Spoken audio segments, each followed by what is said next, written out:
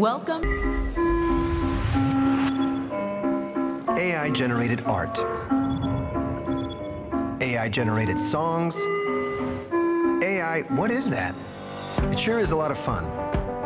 But when foundation models are applied to big business, well, you need to think bigger. Because AI in business needs to be held to a higher standard. Built to be trusted, secured, and adaptable. This isn't simple automation that is only trained to do one thing. This is AI that is built and focused to work across your organization. This isn't committing to a single system. This is hybrid-ready AI that can scale across your systems. This isn't wondering where an answer came from. This is AI that can show its work. When you build AI into the core of your business, you can go so much further. This is more than AI. This is AI for business. Let's create. Please welcome Senior Vice President and Director of Research, IBM, Dr. Dario Gil. Hello. Welcome. Welcome, the last session of Think. And I understand some of you even had a drink. How special. So I hope you've enjoyed the last 2 days with us. And what an incredible year it has been for AI. You can really feel the change that is happening all around us. And there's just no denying that the pace of this technology continues to be accelerating, and that its implications are now so clear for all to see around the globe. I'm just fascinated by AI. And as a technologist, this level of excitement really comes about only maybe once or twice every decade. And I'm just thrilled to see all the possibilities that this technology is going to enable, because it's really going to impact every industry, from customer care to transforming data centers and logistics, to medicine, to manufacturing, to energy, to the automotive industry, to aerospace, communications, you name it. It's really going to impact every one of our businesses and really touch every aspect of our lives. So it's really exciting. And while sometimes the pace of this technology can feel daunting and scary, the opportunities to harness foundation models and generative AI with proper governance, the opportunities are immense. The emergence of foundation models and generative AI is really a defining moment. And we need to recognize its importance. We need to capture the moment. And my advice is, don't be just an AI user. Be an AI value creator. Just think about it. As an AI user, you are limited to just prompting someone else's AI model. It's not your model. You have no control over the model or the data. Just think carefully about whether that's the world you want to live in. As an AI value creator, on the other hand, you have multiple entry points. You can bring your own data and AI models to Watson X, or choose from a library of tools and technologies. You can train or influence training if you want. You can tune. You can have transparency and control over the governing data and AI models. You can prompt it too. Instead of only one models, you will have a family of models. And through this creative process, you can improve them and you can make them your own models. Foundation models that are trained with your data will become your most valuable asset. And as a value creator, you will own that and all the value that they will create for your business. So don't outsource that. You can simply control your destiny with foundation models. So let me show you how we become and allow you to become a value creator with Watson X. Watson X is our new integrated data and AI platform. It consists of 3 primary parts. First, watsonx.data. It is our massive curated data repository that is ready to be tapped to train and fine-tune models with state-of-the-art data management system. watsonx.ai. This is an enterprise studio to train, validate, tune, and deploy traditional machine learning and foundation models that provide generative capabilities. And watsonx.governance. This is a powerful set of tools to ensure your AI is executing responsibly. watsonx.data, watsonx.ai, watsonx.governance. They work together seamlessly throughout the entire life cycle of foundation models. And true to our commitment to hybrid cloud architectures, watsonx is built on top of Red Hat OpenShift. Not only does it provide seamless integration of watsonx components, it allows you to access and deploy your AI workloads in any IT environment, no matter where they are located. watsonx is the AI platform for value creators. And look, I don't need to tell you that deploying these technologies is not easy at the enterprise level. But the platform changes that. So let's take a look now of how an entire AI workflow, end-to-end, works in the platform. The life cycle consists of preparing our data, using it to train the model, validate the model, tune it, and deploy in applications and solutions. So let's start with data preparation. So say you're a data scientist and want to access the data that is in a public cloud, some that is on-prem, some that may be in another external database, or on a public cloud, a second one, or anywhere else outside your hybrid cloud platform. So you access the platform from your laptop and invoke watsonx.data. It establishes the necessary connections between the data sources so you can access the data easily. We've been building our IBM data pile, combining raw data collected from public sources with IBM proprietary data. We're bringing data from different domains: the internet, code, academic sources, enterprise, and more. We have used watsonx.data to collect petabytes of data across dozens of domains to produce trillions of tokens that we can use to train foundation models. And besides the raw data and our proprietary data, we allow clients to bring their own data to enrich and improve their purpose-built foundation models. It is all stored in .data, with granular metadata that provides traceable governance for each file or document. So now we take this and we move to filter and process the data. First, we identify the provenance and the ID of the data. Then we need to categorize it. We classify it, for example, in a pile for different languages, let's say English, Spanish, German, and so on. A pile of code data that we then separate by programming language, Java, Ansible, COBOL, and so on, and any other category that we have. Now, we filter it. We do analytics and get rid of duplicated data. Now we identify hate, abuse, and profanity in the data, and we remove it. We filter it for private information, licensing constraints, and data quality. By annotating, we allow data scientists to determine the right thresholds for their filtering.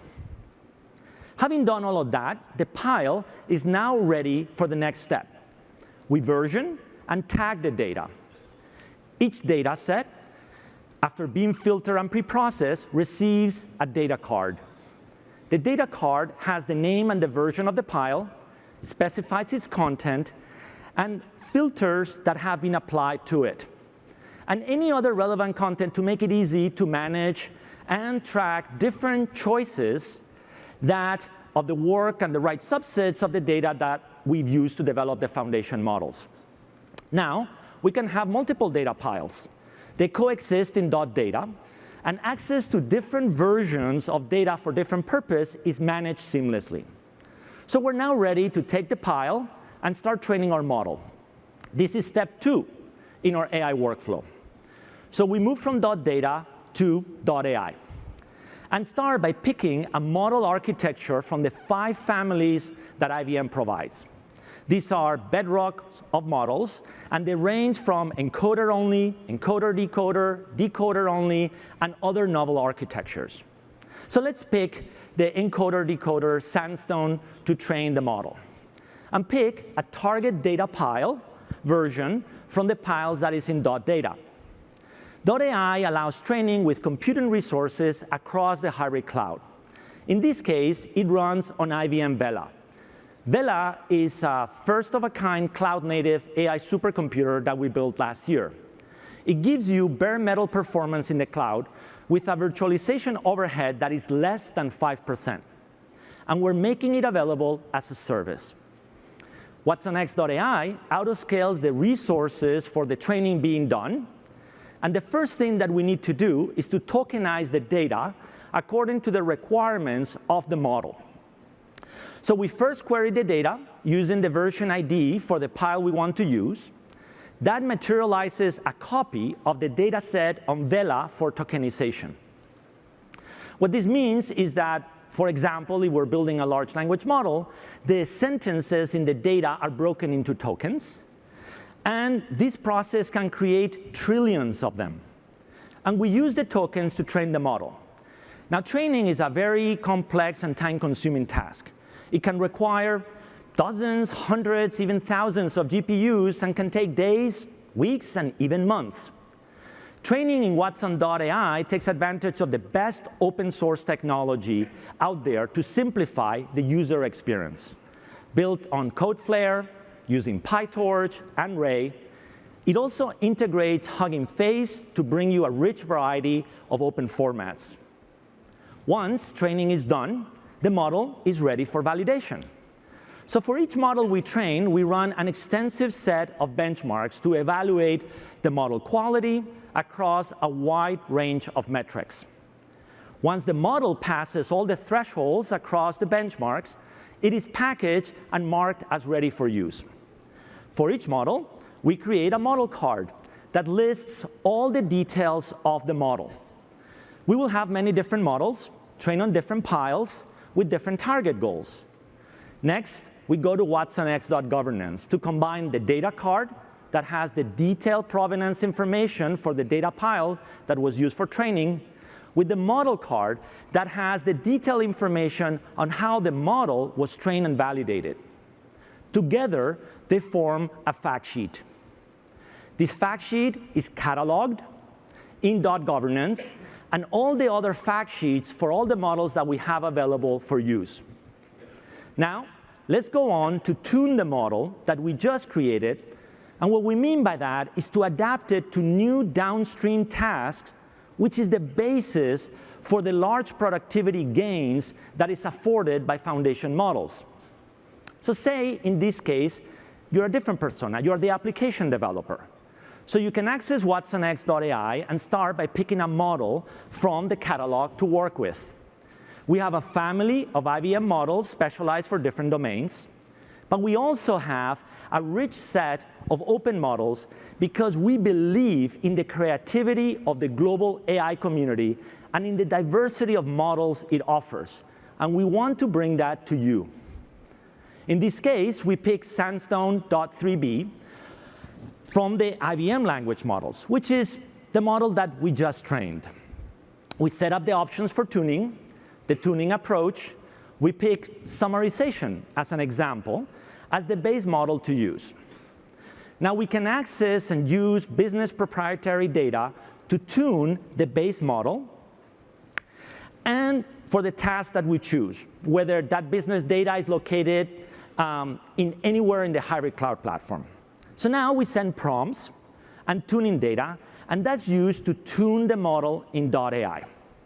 You get the outcome of the prompt on the model. This process happens back and forth many times, and in the end, you end up with a set of ideal prompts to use. The model is now specialized and ready to deploy. This is the final step in our AI workflow.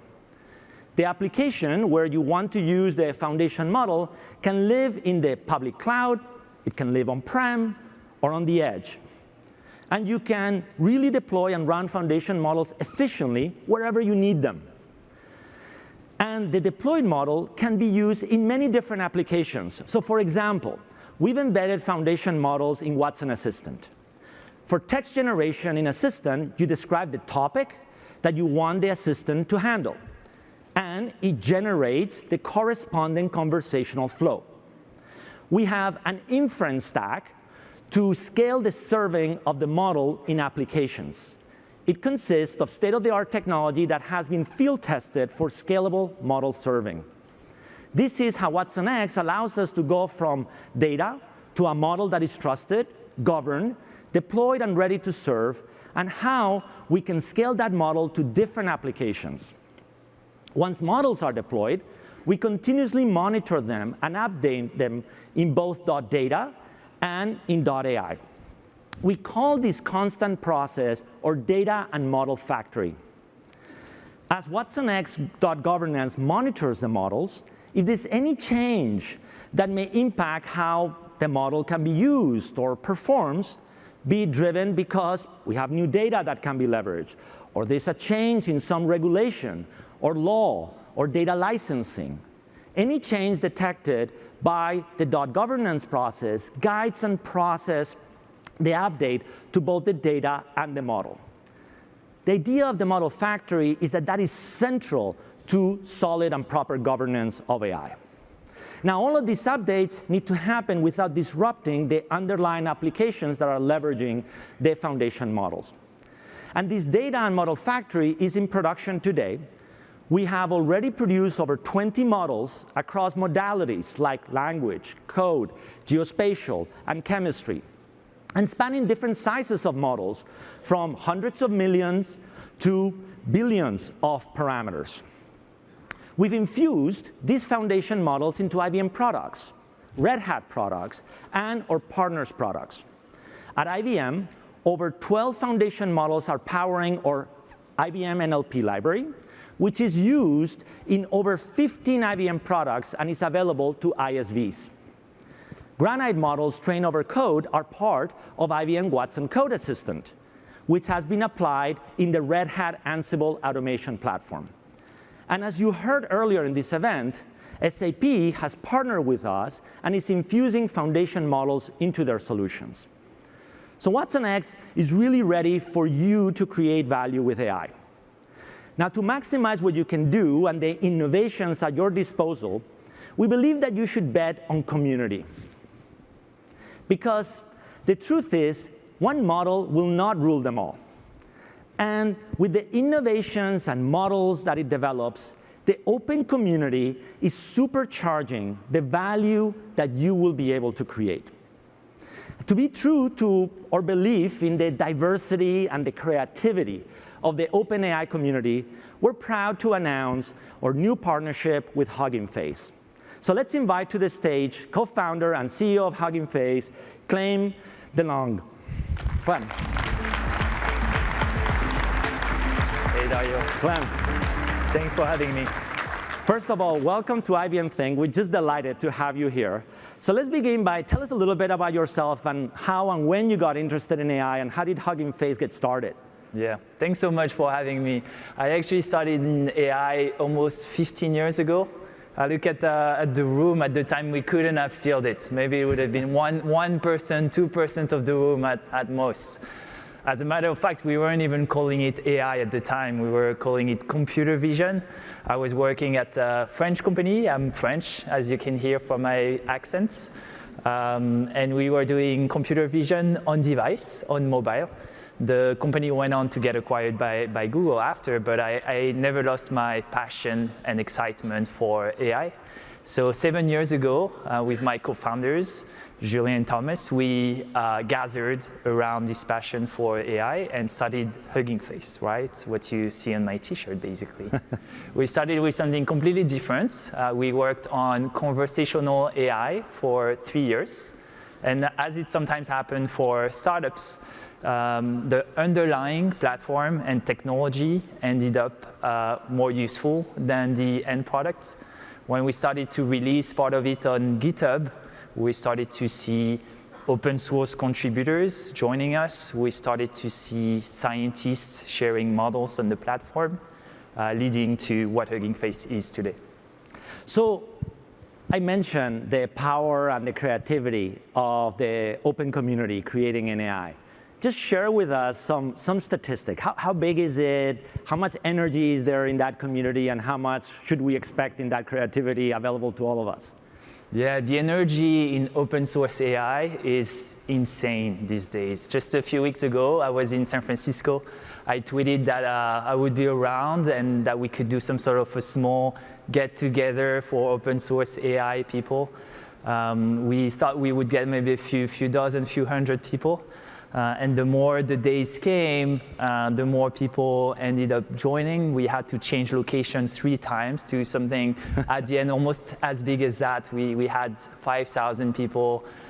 People started calling it the Woodstock of AI. So that's just an example. We're competing with that as the Woodstock of AI.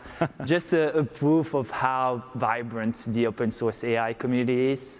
We're seeing the same thing on Hugging Face, right?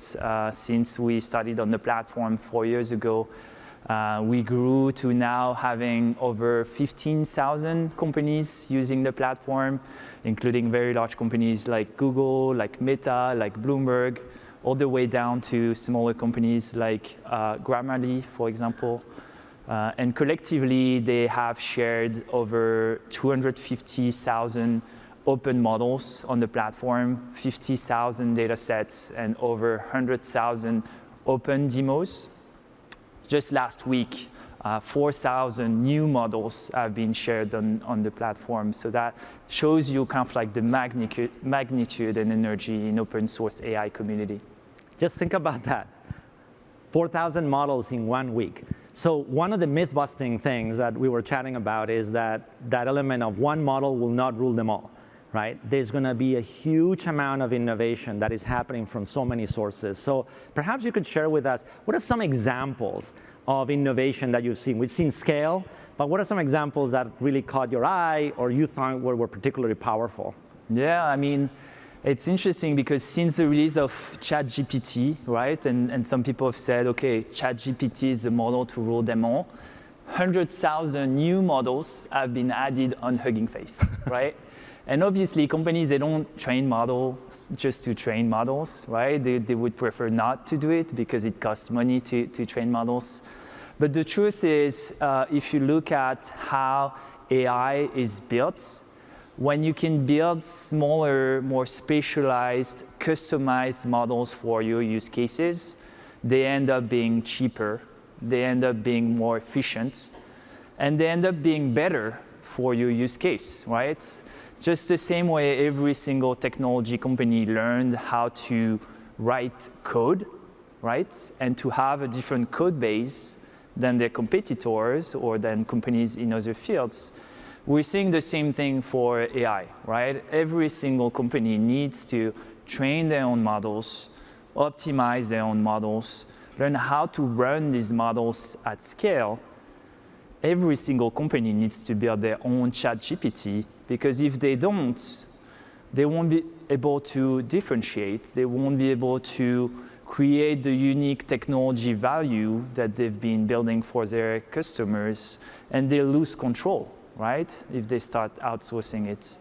So that's what we're seeing on Hugging Face and in the ecosystem as a whole.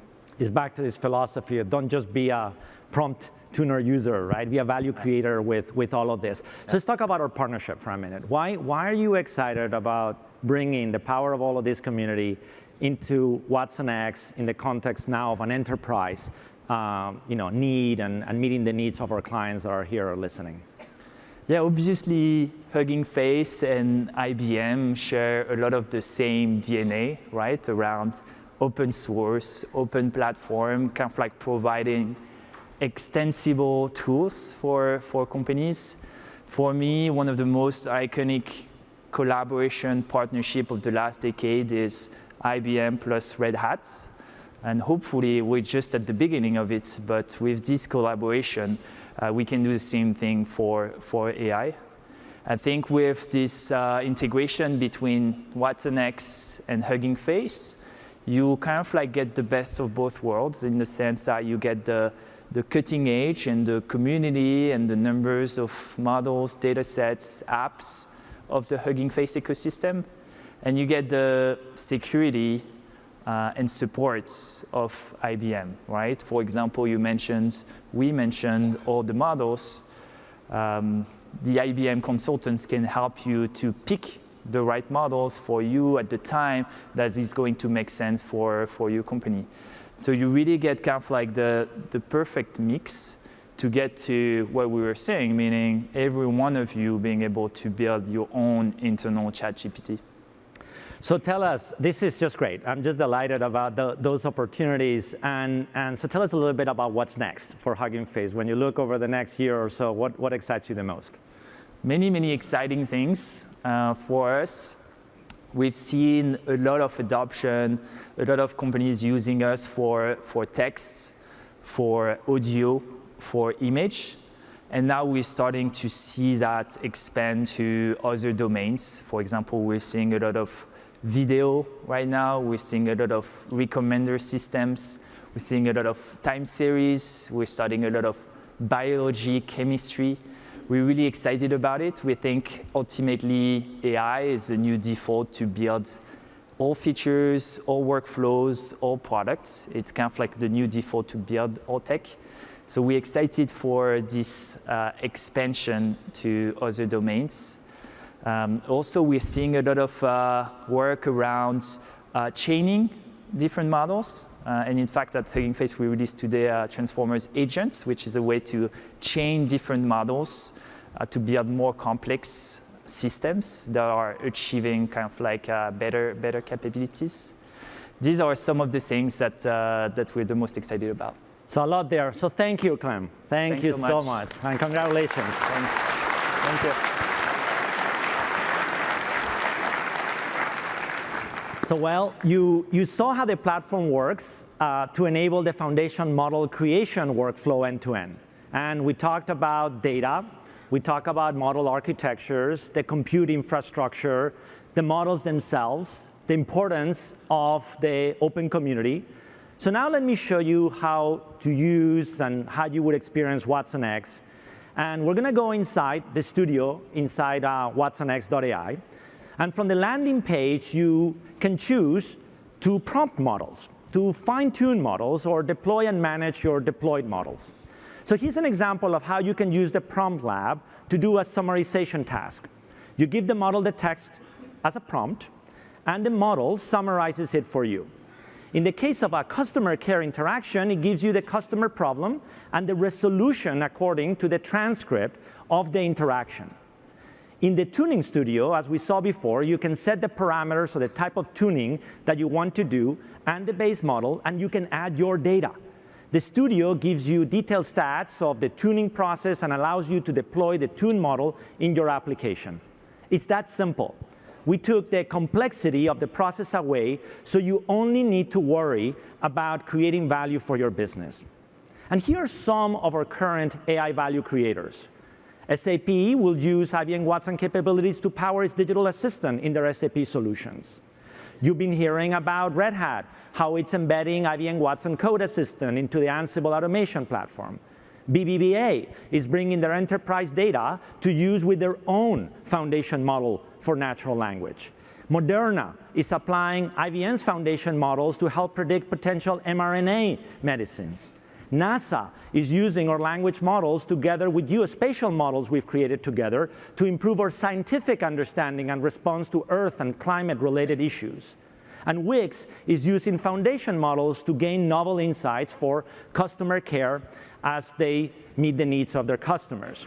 So what I encourage you is to join them and embrace the age of value creation with AI. A year ago, I stood on a stage just like this, closing Think. And I shared with all of the attendees that what was next in AI was foundation models. And maybe at the time it seemed a little bit abstract and, sort of like this intellectual disposition about where things were going. But boy, what a year it has been. And it has been a big year for AI at IBM. So as we close our event this year, let me remind you of all the things that we have created and announced. We've announced watsonx, a comprehensive platform that allows you to create and govern AI in real time so that you can move with urgency and capture this moment. We announced a family of foundation models, including IBM models, open community models, and how you can even create your own models. We announced our data model factory, using petabytes of data across multiple domains to create trillions of tokens to create our family of foundation models, and show how the factory continuously updates them when conditions change and brings a regular cadence of models to ensure proper governance. We told you about products where we have infused our foundation models, over 15 of them, including digital labor, Red Hat, products like Ansible Automation Platform, our partner products like SAP Solutions. We announced important collaborations to advance AI and bring it to the enterprise, Hugging Face, and long-standing collaborations and initiatives like PyTorch and Ray. We showed you some of the organizations that have become AI value creators with us. We're bringing IBM Vela, or cloud-native AI supercomputer, to train foundation models with bare metal performance while giving us the flexibility of the cloud. And we announced that we're making it available as a service. Last year, we launched the Telum in Z16. It's an engineering marvel, and IBM's first processor to have on-chip accelerator for AI inferencing. It can process 300 billion inferences per day with 1 millisecond latencies. This means that now you can infuse AI into every transaction in Z16 for applications like fraud detection and others in real time. Using the same core architecture as Telum, we built the IBM Research AIU, which is optimized to give superior performance for foundation models and enable with the Red Hat software stack. And at IBM Research, we are incubating powerful AIU systems designed and optimized for enterprise AI inference and tuning. So a truly fantastic year, and this is just the start of all the amazing things that we're building and developing for you and that we will be sharing with you in the coming years. So today, more than ever before, it's important to have a business strategy in AI. And in closing, as you think about how to harness foundation models for your business, let me offer you some tips to consider. First, act with urgency. This is a transformative moment in technology. Be bold and capture the moment. Second, be a value creator. Build foundation models on your data and under your control. They will become your most valuable asset. Don't outsource that, and don't reduce your AI strategy to an API call. Third, bet on community. Bet on the energy and the ingenuity of the OpenAI community. One model, I guarantee you, will not rule them all. Run everywhere efficiently. Optimize for performance, latency, and cost by building with open hybrid technologies. And finally, be responsible. I can't stress this enough. Everything I've mentioned is useless unless you build responsibly, transparently, and put governance into the heart of your AI lifecycle.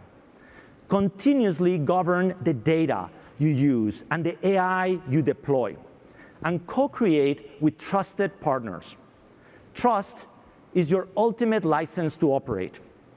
If you map your AI business strategy against these recommendations, you will be in a prime position to do amazing things with foundation models and generative AI.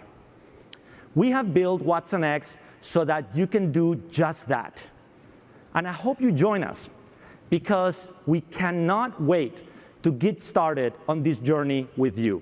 Thank you.